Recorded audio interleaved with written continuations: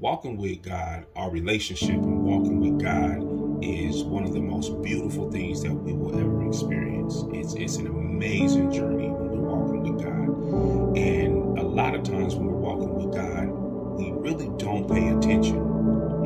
We get comfortable in the walk with God and we just walk. And we know the direction that we feel that we're going. We know that we say that, we're saved. We know that, God has set us free. God has delivered us, and we walk according to that.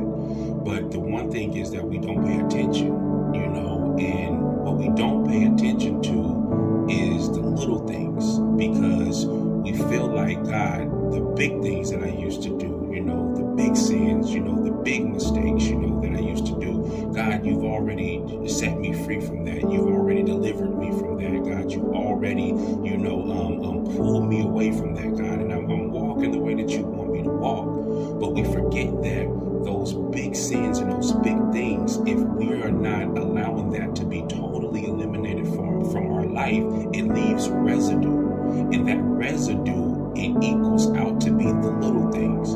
And those little things that we do that we don't pay attention to are things like the little white lies, the little thoughts of lust, the little thoughts of hate and bitterness, the little thoughts of jealousy, the little thoughts of pride and ego, the little thoughts of addiction.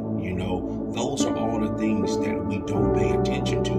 And when we sit back and we don't pay attention to that, I was praying and I was talking to God the other day, and I just began to just say, Lord, cleanse me from the inside out, God. Just remove everything that's not like you. Things that I know, things that I don't know, things that I've done willingly and things that I've done unwillingly. Just remove everything, God, that does not fit in your temple where you dwell at.